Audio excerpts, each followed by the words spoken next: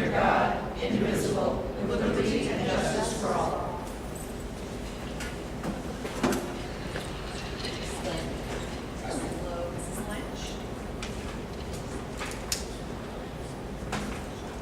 Karen, any public comment? Nothing? Diane, you ready, or I can shift some stuff if you'd like. Something that That's would great if you want us to do. we might not be seeing anything on the screens. You might just want to stay where you My are. name was- No, I'm saying John and Lynn are having difficulty at their aim. Can we push the screen back? Let us see if anything's going to come on first. Okay. Oh, it may not, it may be. Right. think possibly. But you sent us the, Yeah, I might just have to talk to you with a paper copy. but you sent us, sent it to us online. Yeah. Go through it that way, but this is obviously not working. You can't pull up our copy online from where it is. I can't get online. Mary, do you have a login for UCO Library? Yeah. Maybe, Well, you can't get on the computer. HC-LIB. I believe that's it. If it's not, it's just. now that we've announced it publicly. All capitals. On camera, that's right. Oh, I'm sorry, I wanted to. Maybe you could rewind that. Karen? Diane's not coming in. It is public. I think they No, have. she's still in a. Okay. She's in Aruba? Is it working? No, it's a variation. You think you got it? If not, I can move things around on the agenda.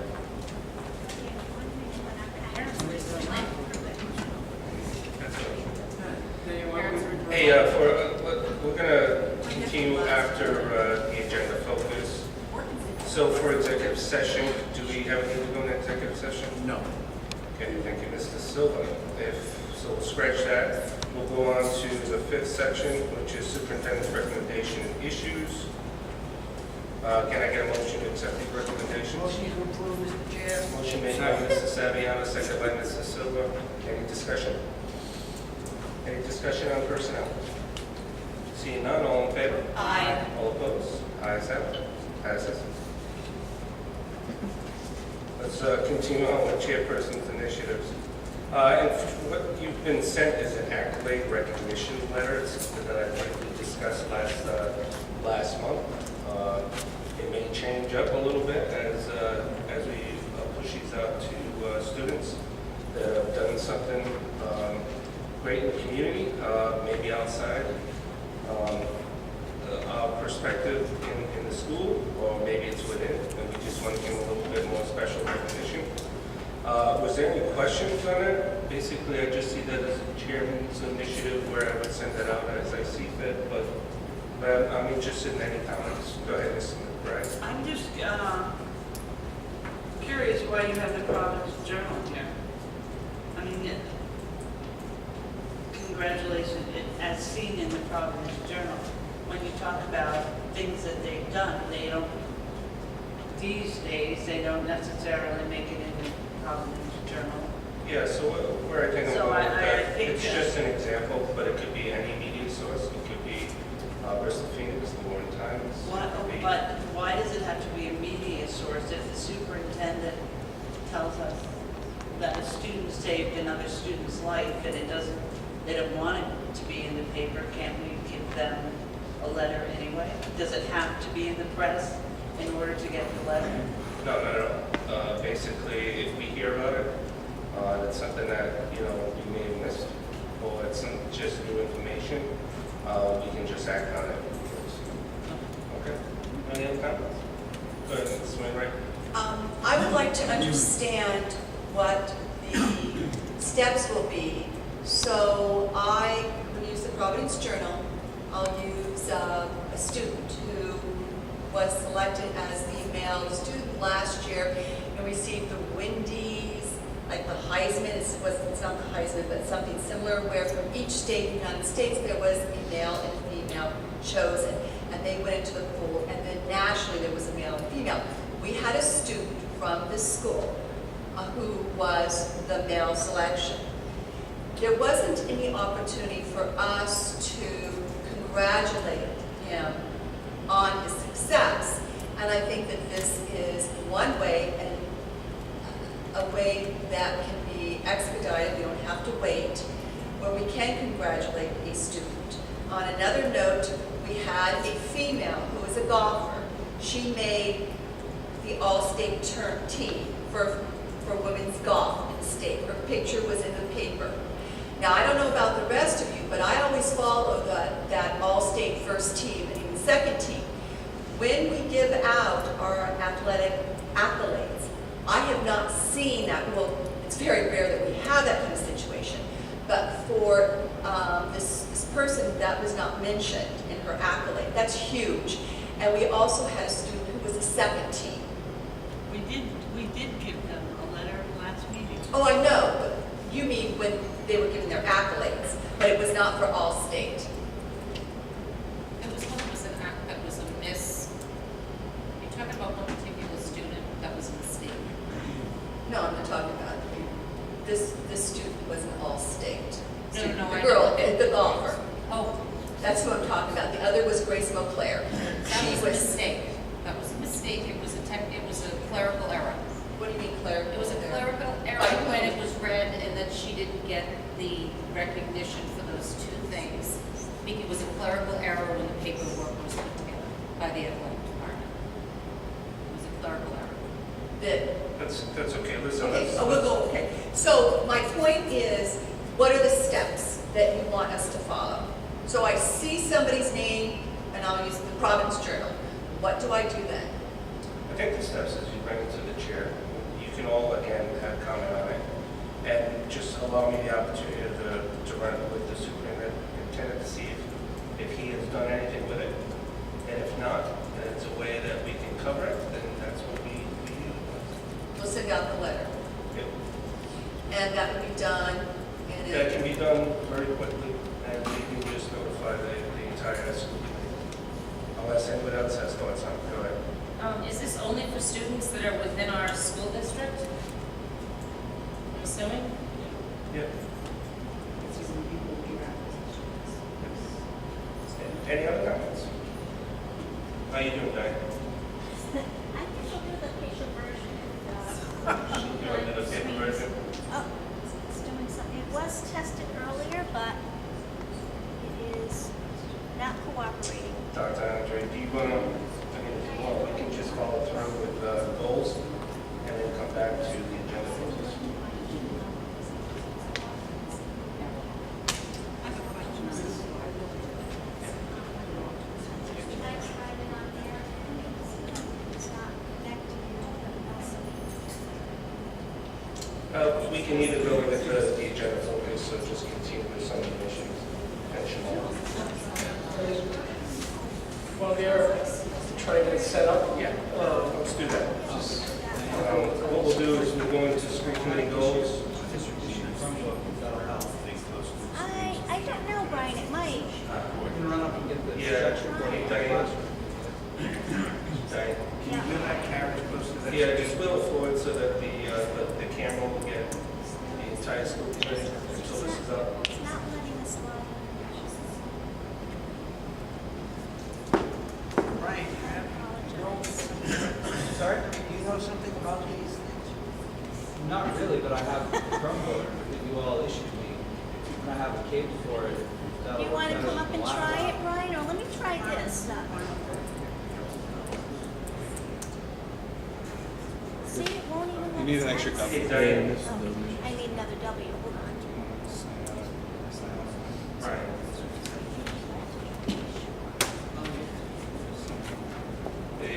Thanks. I assume it's saved on your Google Drive? Yep, no worries. All right, so let's continue on with the chairperson's initiatives. We're going to review, this is our opportunity to revisit school committee goals and looking at superintendent's goals and just looking at the alignment of it. If there's certain things that we want to adjust on it, it's a great opportunity to talk about it. I can start with superintendent's goals first, or if you want, I can go forward. All right, let me start with school committee goals then. Let's stick to each other. All right, so the school committee goals that we discussed in the springtime, you should all have a copy of it. What I'm looking at what the superintendent has come up with. I see a lot of alignment with our own goals, more specifically on the professionalism, the first bullet that we have, which is the integrate school committee goals with superintendent goals. This is definitely covering that piece of our own goals. And then when you get into the strategic planning, there's a little bit more coverage too, especially with superintendents truly focused on graduation rate, which is the last bullet under strategic planning. Now, with that, the superintendent spends, and he's going to talk about it here, but career and college readiness focus is, when reading through, I liked it a lot. That's my own personal opinion, and maybe that's something we want to add to our own school committee goals. But with that, what I'm going to do now is turn it over to Dr. Andre. Let him just go through his own goals, and then, again, as people have questions and want to add to it, maybe it's something that we can address our own goals with. Go ahead, Dr. Andre. Thank you, Mr. Chair. What you have in front of you, I presented was the third year of the superintendent's theory of action and goals. In here, the similar areas of focus. The first one being the first one being years later.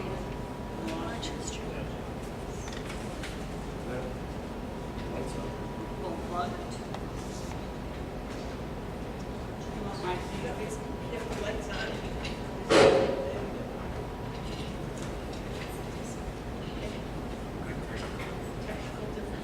Or deaf.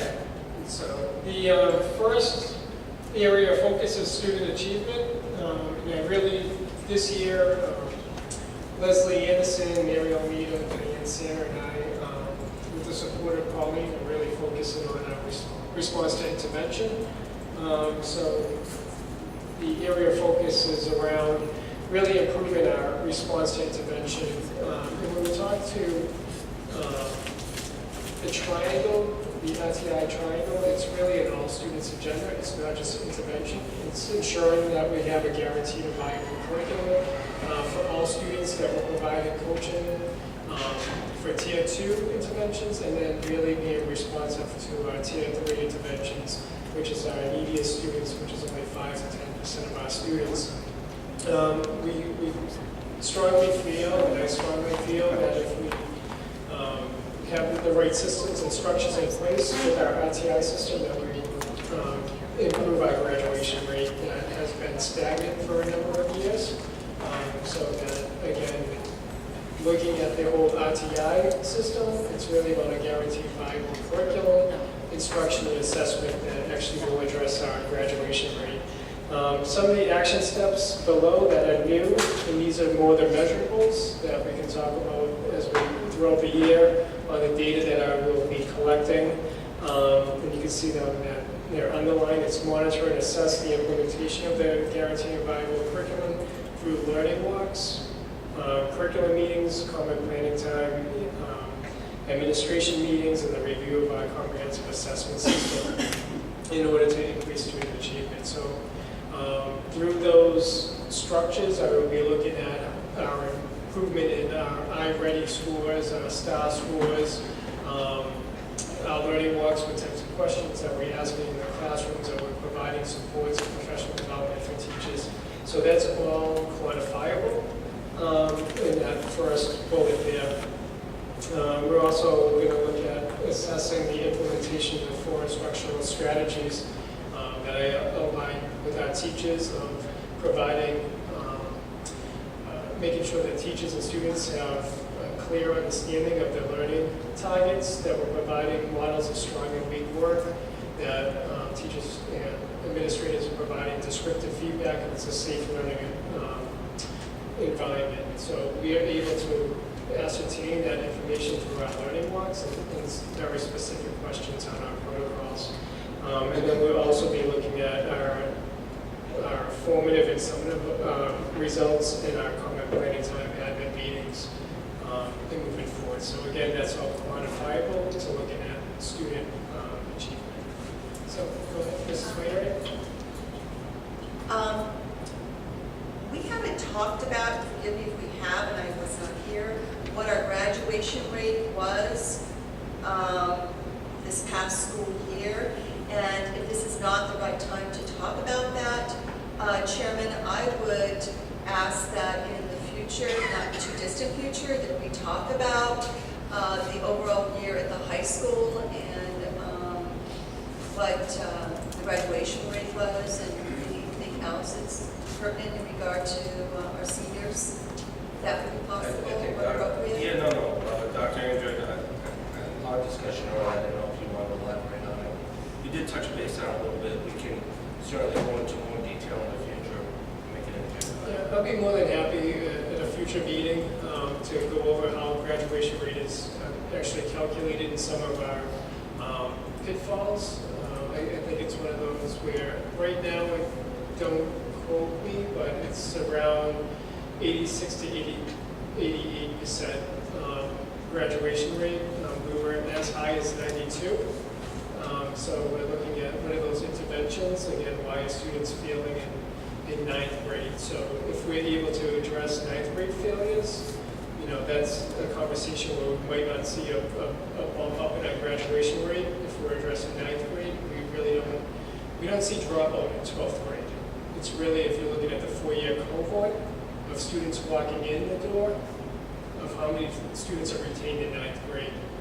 And so it might take 3 or 4 years to actually increase that graduation rate because many of our students who are at risk of dropping out are retained in ninth grade.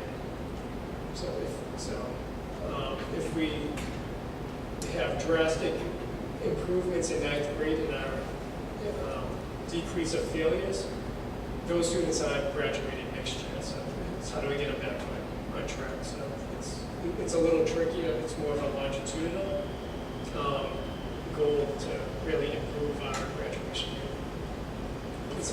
Yeah, we'll add. So we'll go over that. I think it's even in the conversation when we talk about the Mount Hope. Each school will be presenting some aspect of their schools this year, and we can actually, that would be a good night to address it. So that's goal one. It's really about the supports and structures to RTI. We're, again, looking at a guarantee of viable curriculum. We'll be monitoring and assessing the implementation of our new writing program at the elementary school, looking at the implementation of a new science program in K through 12 with STEM scopes and Project Lead the Way. We'll also be with the high school and the middle school, looking at creating flexible environments and multiple pathways at the high school. So we'll be looking at that implementation. So that's focus area one. Focus area two, just a high-end overview, just bolstering up our college and career readiness, expanding our internships. We had 8 students this year. Our goal is to have 25 by the end of the year. Continue to work with the Bristol EDC and the Chamber of Commerce. We have a few goals with the Bristol EDC and the Chamber of increasing or implementing a middle school career day, mentorships, and job shadows for middle school students as well. And then the next area of focus is around communication.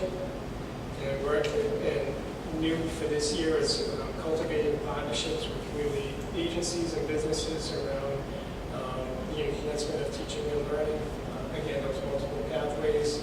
How do we have conversations so that we're talking about the same expectations, and then cultivating a sense of transparency through social media, face-to-face meetings, and other mediums to engage stakeholders. Diane and I had a great conversation with BWEF today on how do we outreach to other served populations that aren't always represented. So we'll be working with the Ed Foundation on how do we get more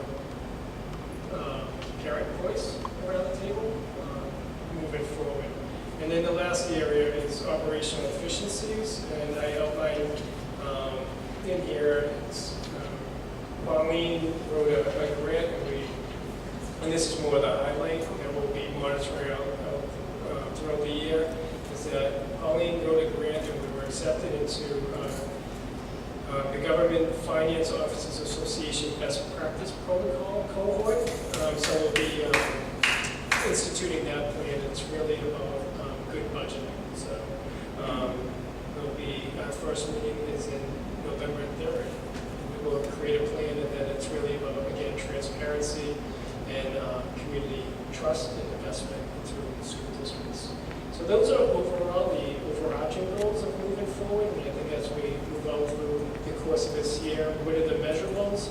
And then working with the personnel subcommittee on how does this align to my evaluation tool. So we can get a lot more specific over the course of the year. But by policy, I need to present a draft of my goals by the end of the month. And so just looking for your feedback tonight. Great, thanks a lot, Dr. Andrew. We'll start with Mrs. Goldberg. Back to the communication goal, and you mentioned BWEF. What are you hoping that they might do in reaching out to some of our families? That's exactly it, helping to reach out. And so last year we held a couple social media nights. And so we have low turnout. Can they help publicize events? In today's conversation, we talked about holding another community event in collaboration with Roger Williams.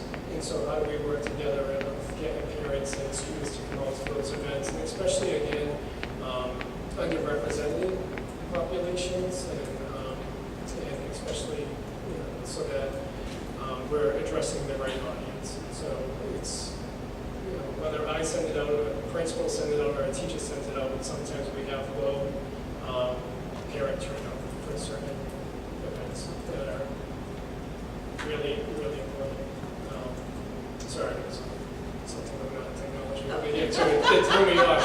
I didn't know what was going on. So, but yeah, it's just, I think it's really important. How do we get parents to our school events, or how do we go into the community so we can address some community concerns?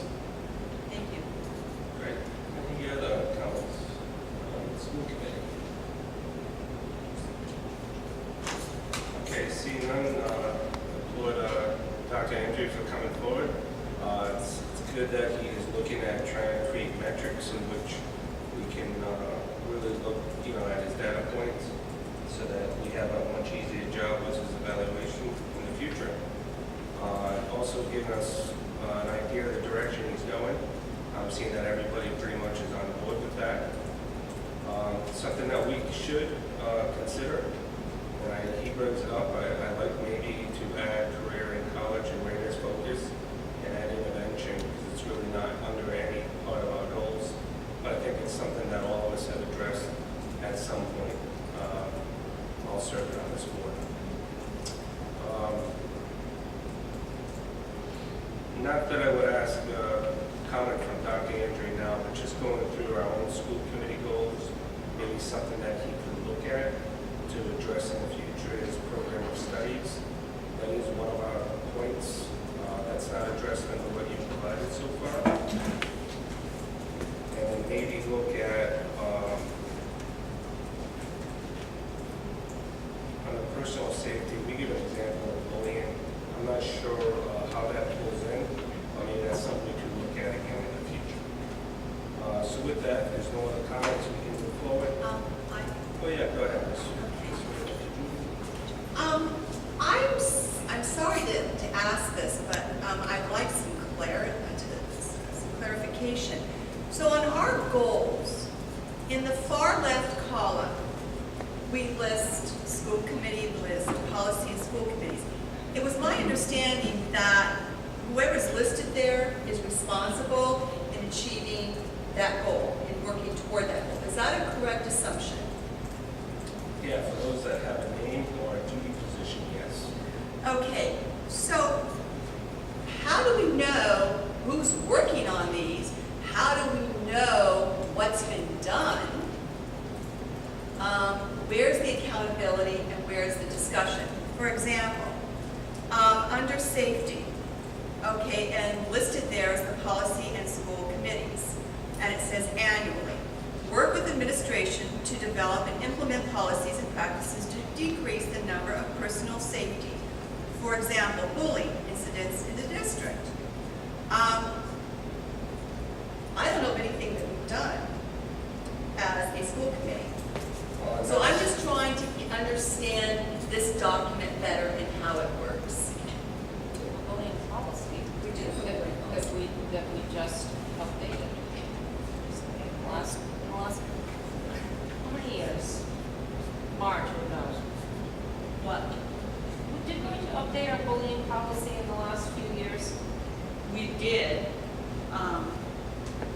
I don't know that the policy is as bad as the implementation is. I think that we need to have a discussion about the implementation of, Yeah, but going back to what Lynn is saying is it's not our job to implement. It's No. our job to put the policy in Okay, place. let It's me the just, administrator's yeah, job so, to implement. so let me just intervene. All right, so at least during this meeting, our focus is how our school committee goals align with our superintendent. All right, so this is It's the not- reason why I brought up that very point Okay. of, you know, Dr. Andrew, not right now, but by the end of the month when he presents again, I'm asking him to talk a little bit about the bullying policy, how we are implementing that. So I've basically picked about 3 or 4 things from our school committee goals just to address there.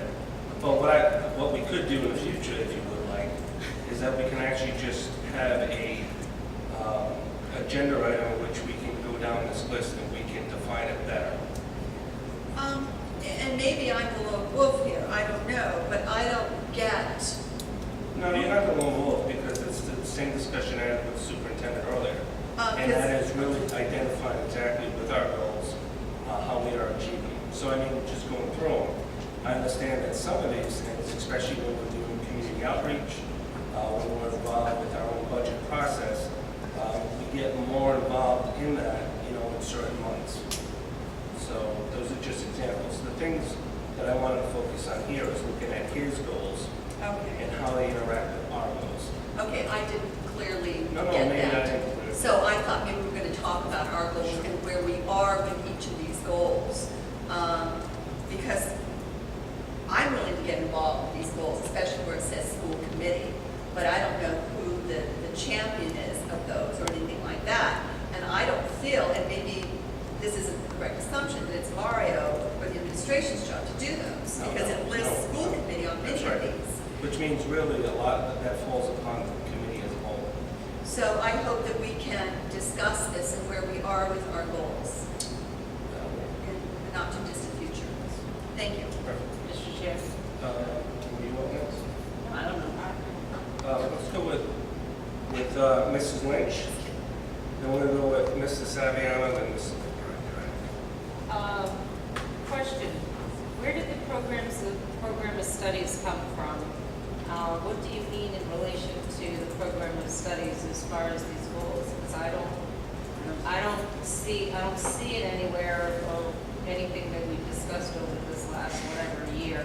Are you talking about the program of studies in relation to budget, the program of studies in relation to policy? Like, what exactly are you talking about? Because it's not our job to develop the program of studies. No, So I'm but confused. we've asked it as a goal.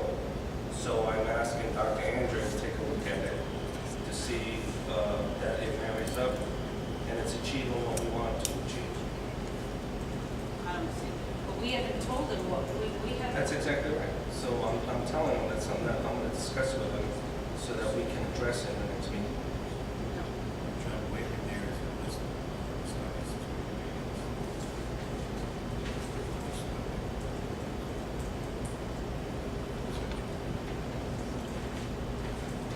Yes. Going to Yes, strategic it is. planning. Under school Going to committee, third. FY16. Yep. Yep, it's there, the last bullet. Yep. So I mean, again, I scanned through everything. I looked at whatever could align with the superintendent, and that's what I want to discuss, those issues. So, is there anything specifically? No, that was my only question. Go ahead, Mrs. Saviano. Thank you, Mr. Chair. Mr. Chair, I could make arrangements if you wanted to have a presentation from RIAS in regards to the educational programs that we offer for the board and for districts throughout the state. We could, if you so chose, to have we would have our executive director come and discuss the various ones that are offered every year and the merit to them.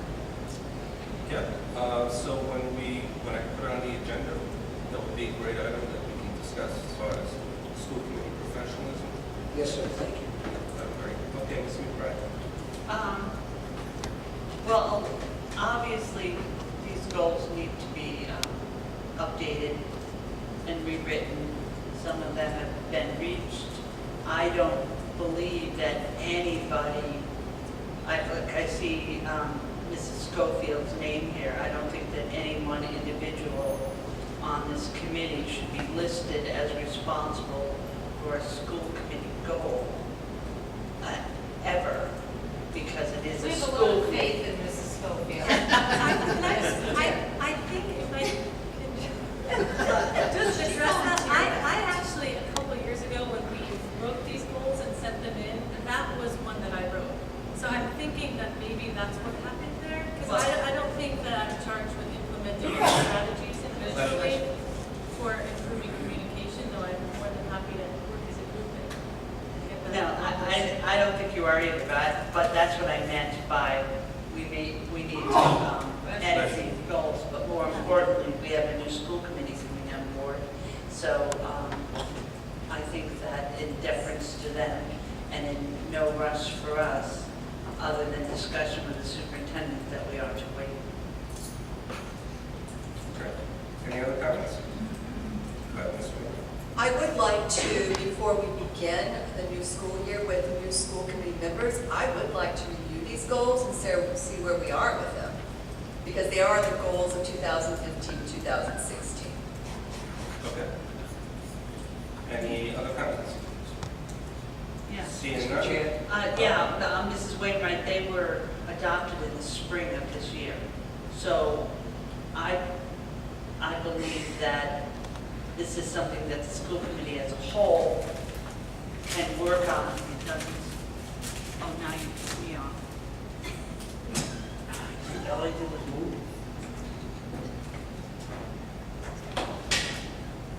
Yeah, no. Okay, go ahead. We're still, all right, I'll use my teacher voice. We're still working on the, better be on our agenda again.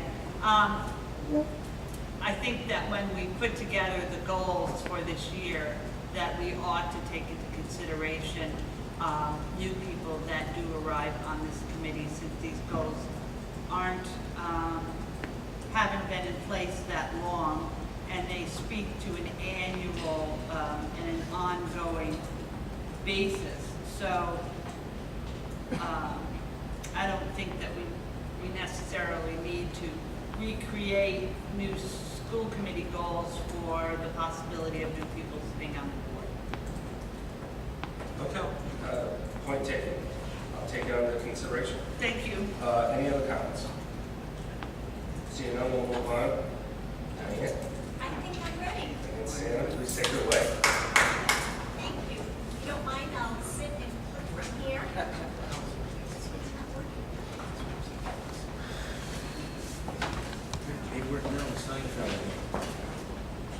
The tape is not going to stick. Thank you. Duct tape. It means that if you're wearing a sports coat on top, you better be wearing pants and that's on top. That's right.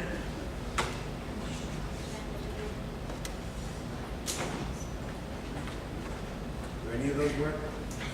I think this one over here. No? None of them?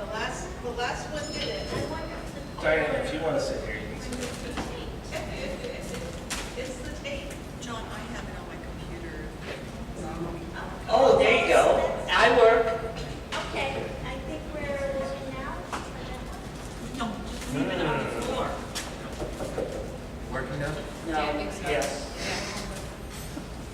Yes, okay, we are in business. I apologize for the delay, and thank you, Mr. Chairman, for readjusting the agenda. I appreciate that very much. Also, thank you to Mr. Chai Nestor and Mrs. Alameda for helping me out with my technology issues. We are very happy to report on the 2016 park results. I know you've already had a chance to take a look at them, so I'll just briefly go through, and you can let me know if you have any questions. So we start with the participation rates. You know that in addition to the academic scores, that we're also accountable for our participation rates, and we're very happy to say that our participation rates were up this year. Here's an example of what they look at the school level, and you will notice that several of them are highlighted in green. That was RIDE's recognition of significant improvement in participation. Just as a refresher, that RIDE uses a 5-point scale. 4 means that they have met expectations, and level 5 exceeds. I provided just another slide on what is assessed on the ELA assessment. There are 5 different areas, and they are referred to as subclaims. And when we receive student scores, the scores are broken out by subclaims as well. And this provides us a little more information on what area of reading or writing the student may be having difficulty with. So when we take a look at the Park ELA scores, at the top you'll see the Rhode Island scores. 38% of students met or exceeded expectations.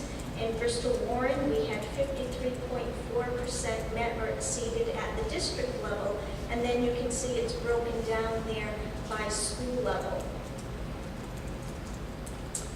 And I just want to point out the high school should be extremely proud of their increase in results, and I'll show you the difference later. It was a lot of people working together at the school level to make that happen, and it certainly deserves to be recognized. This is a breakdown of the results at the state level, and it's shown by percentage at each level. So the numbers on top represent levels 4 and 5, the percentage of students who met or exceeded the expectations. And then next we'll go to the district level results. I've also included the Rhode Island in there just as a comparison for you. So with the exception of one grade, we have exceeded the state performance. In grade 3, we were 9% above the state, grade 4, 17% above, grade 5, 15% above, grade 6, 2% below, grade 7, 15% above, grade 8, 6% above, grade 9, 23% above, and in grade 10, 43% above. Do you want us to ask questions while you're going, or wait till the end? No, you can ask as we go along. Okay, so I don't know if this would be the appropriate question at this time to ask, but in looking at this particular screen, what I don't understand is why is it in 5th grade we're at 57%, but then in 6th grade it drops? You're right, that is a significant dip in the results. If I go back, if I can do this, to the state level, you'll notice that there is a dip also from grade 5 to 6, and most people would think that it's the transition to middle school environment, different schedule, different setup, different instructional approaches, but we are very concerned with the dip that we see, and that's something that middle school will be investigating more and finding out why and what we can do better at. Thank you. And I'm more concerned about the academic rigor that would raise those scores, and if the academic rigor isn't as high in the 6th grade as it is in the 5th grade, that we would be looking at that cohort particularly to make sure that they are rising, rising to the level of excellence that they're supposed to be. And I believe that from classroom walkthroughs and other data that we are seeing that we need to have higher expectations for our students in 6th grade. Miss Almeida and I met with the curriculum leader at the middle school for ELA, and we were talking about the transition from 5th grade to 6th grade, looking more closely at our assessment data, but also our student work. So we want sixth grade teachers to see the quality of work the students are doing in fifth grade, so that will increase. And then we're also talking about some cross visits where fifth grade teachers would go and see sixth grade, the sixth grade would have a chance to come out. So we need to build that bridge a little bit better and make sure that we have high expectations all the way through. And I have a quick question. Sure. Do you know any of the school districts that are maybe doing a better job in that category? I know it's a dip throughout the state, but is there some other district you could potentially look to shadow a model? That's a very good point. We should definitely do that. And later on, I'll show you a comparison to some other districts. And I know that Mr. Vance has already identified a few schools that he would like to check in with and possibly go visit to see the difference in programs. And that could be one of the things, is how would they address that dip from fifth grade to sixth grade. Okay. We have a question from you. Let's go ahead. Have we been able to look at, these are 16 results, so have we looked at the 15 results for the fifth graders? Those essentially would have been the same students taking the test as sixth graders, correct? And are the numbers still significantly lower, or were they, again, in 2015 as fifth graders, they were very high, and then for whatever reason, then it is the fifth to sixth transition, or is it the students? Right, we have looked at what we call cohort data, where we look at the data from one group of students, and we are also seeing a dip there. So it's not. So there was low numbers in the fifth grade in 15? Yes. So in other words, that dip existed last year as well. I'm just looking at the performance of the students that took the test as the fifth grade in 15 are effectively maybe one or two, a handful that have come in or left the district. They should be the same that took the test in the sixth grade. So were they high performing in the fifth grade and then now they're low performing in the sixth, or were they low performing in the fifth and they're still low performing in the sixth? No, they performed higher in fifth grade, the same cohort of students. So this slide again is just a recap of the difference of Bristol Warren scores and the state scores. And now we're taking a look at the comparison of our results to other school districts. Last year when I did this, we used Coventry, Johnston, and Lincoln as three districts to compare ourselves with that are similar demographically. This year we reached out a little bit further and even looked at other school districts that are engaged in similar professional development initiatives. So this is the elementary ELA results. You can see how we performed in comparison to those other districts. And next we look at the middle school level. So again, you can see that we're still performing lower than we should be. And then we'll take a look at the high school. And you can see there a nice increase in scores. So Mrs. Santa, we did not want to compare our scores to Barrington because the student population is not as similar as it is with these other towns. Is that a correct assumption? That's correct, and there were, also East Greenwich was another district that we could have looked at. So there were a number of districts. There is a document on the RIDE website, I'm not sure if you've seen it, where it gives the results for every single district in Rhode Island. So we are looking at that, but these were just districts that we were curious to see how we were performing against. Thank you. And that's the end of the ELA section. I don't know if anyone else has questions. Well, Mary, do you have anything else to add? I just want to point out, I think that the increases that we've seen are definitely a result of the changes to curriculum that we've made, the professional development, the teachers really taking ownership of it and diving deep into making sure that they're providing instruction related to the standards. So we have a number of teachers that are very focused on this and that were pleased with the results. I was at a meeting at UCole, and they were reflecting on the increases that they saw this year. And one of the questions that the administration asked them was, what do you think caused those increases. And they reference the assessment literacy work as having increased the results. They also mentioned access to technology, which gives them greater access to different instructional resources and strategies to differentiate instruction. And then as well, they focused on the curriculum work that we've been doing as well. So it's interesting to have teachers reflect on what's making a difference for them. Oh, absolutely. Okay. So with the high school scores, because we had such an increase in participation this past year, did that increase impact these scores? Because we had more students taking the I test. would say that it definitely did, but I also have to give credit to Mr. Jackson and the work that he's done with his department. He had his teachers actually take the PARCC assessment so that they could see what it entailed, and during that same meeting, teachers went right to their curriculum and made adjustments that they felt were pertinent.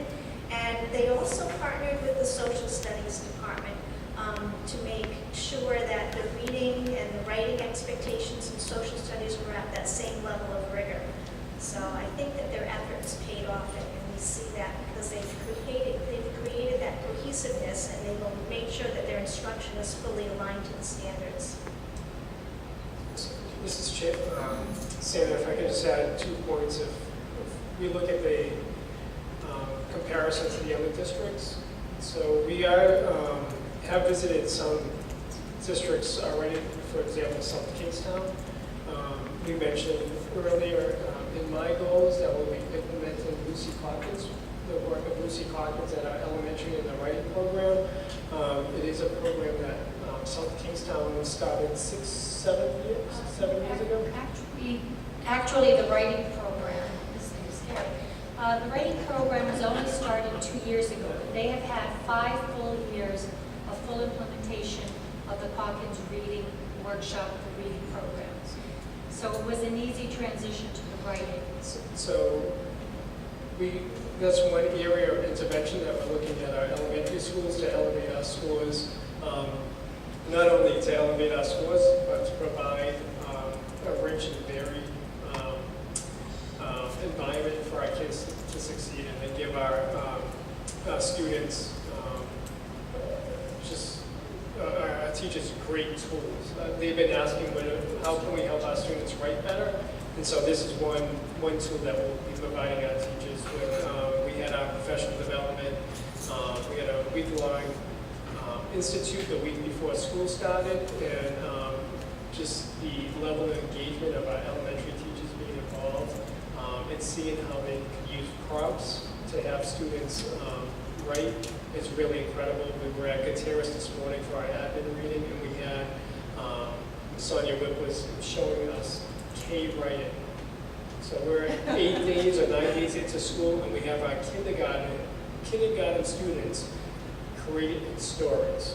I have no idea what it says. The kid doesn't know what it says, but the student felt like an author as a writer, and they could demonstrate. So we really want to engage students. So that's one thing we're looking at about visiting other schools. But if you actually notice at the high school level, we're outperforming SK by multiple points. So we have to look at different programs and areas, what's working and what's not working, because we have an inverse relationship in some districts.